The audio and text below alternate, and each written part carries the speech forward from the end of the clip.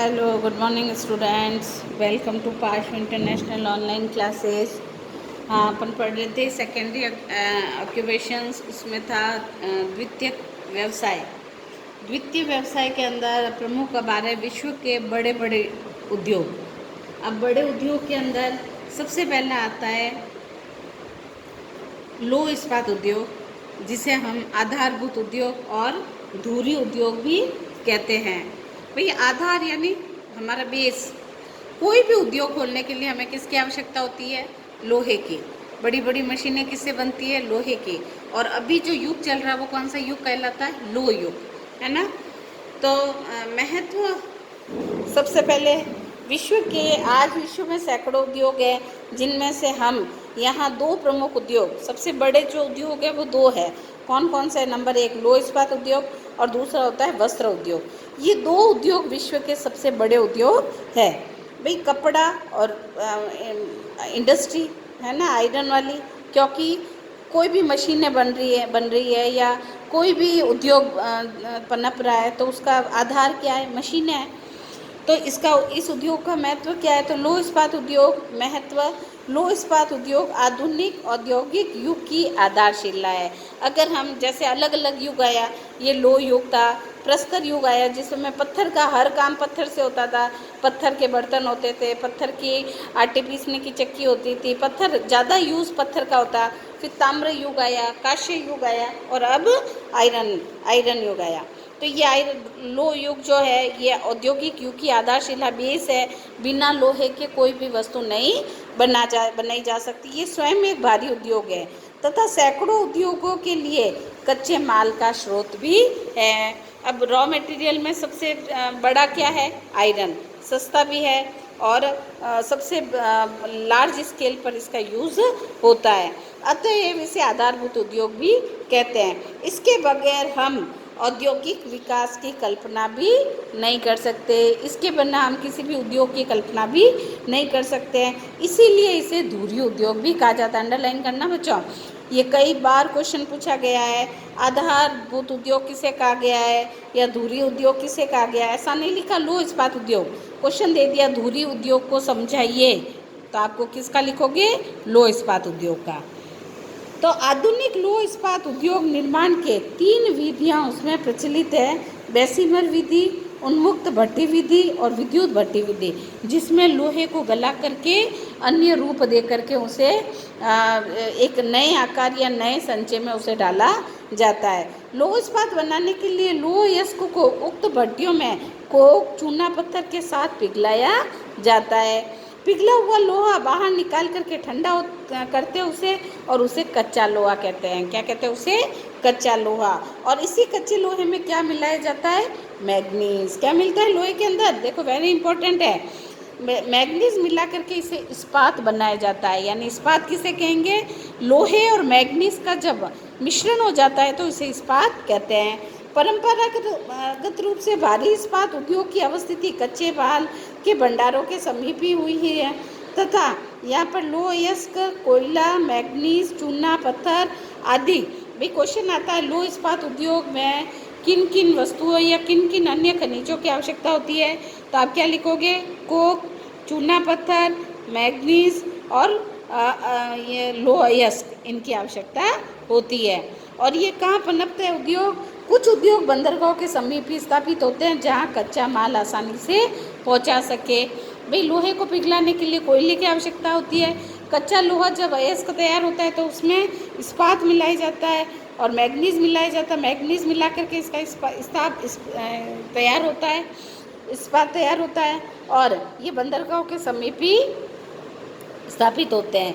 आज तक कच्चे माल के रूप में स्क्रैप को प्रयोग में लेकर के बाजारों के समीप लौह यस्क उद्योगों में इसका स्थापना होने लगी है। विश्व के प्रमुख लौह इस्पात उद्योग देखो, सबसे ज़्यादा अगर कंट्री की बात की जाए तो नंबर 1 चाइना, फिर आता है संयुक्त राज्य अमेरिका, फिर 3rd नंबर पे आता है भारत, 4th नंबर पर दक्षिण कोरिया। बस आपको 4 कंट्रीज़ का नाम याद रखना है जहाँ पर लौह यस्क उद्योग का विस्तार सबसे ज़्यादा है।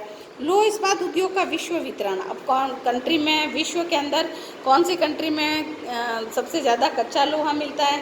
कहाँ मशीनरी तैयार होती है और कहाँ से निर्यात किया जाता है और कहाँ पर सबसे ज़्यादा आयात होता है। लौह इस्पात उद्योग विस्तृत रूप से वितरित है और उत्तरी अमेरिका, यूरोप और एशिया विकसित देशों में इसका केंद्रीकरण है। इसका मतलब यूरोप, एशिया और संयुक्त उत्तरी अमेरिका, ये 3 ऐसे कंट्रीज़ है जहाँ पर सबसे ज़्यादा, ठीक है। जापान, रूस और जर्मनी और संयुक्त राज्य अमेरिका और चीन अगर इसमें प्रमुख उत्पादक केंद्र है, यानी ये धुरी उद्योग का सेंटर पॉइंट है, समझ आ गई।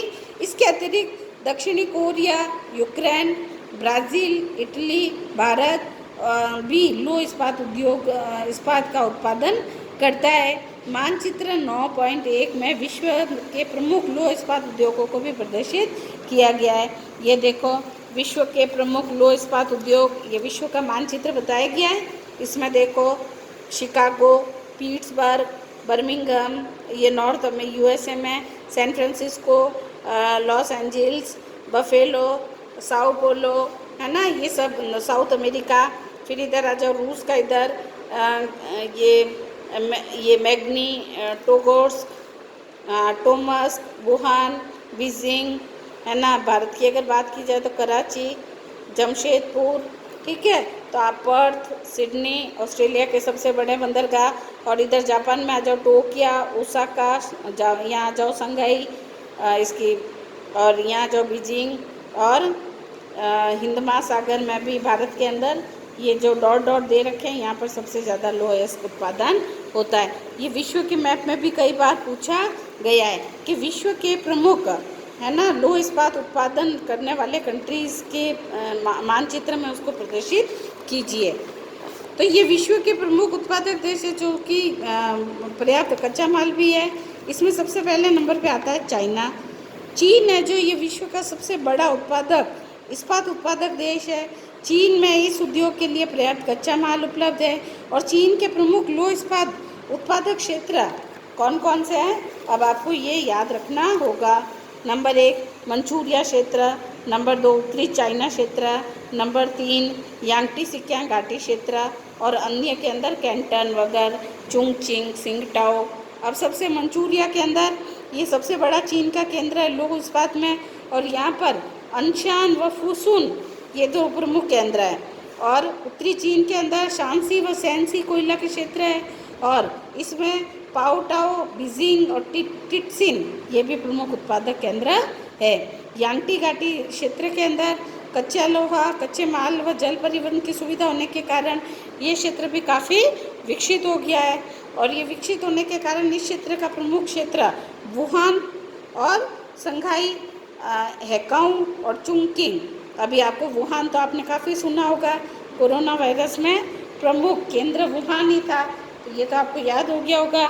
अब ये आपको केंद्र आपको याद करने पड़ेंगे, ठीक। फिर आता है जापान। जापान भी लौह इस्पात का दूसरा बड़ा केंद्र है।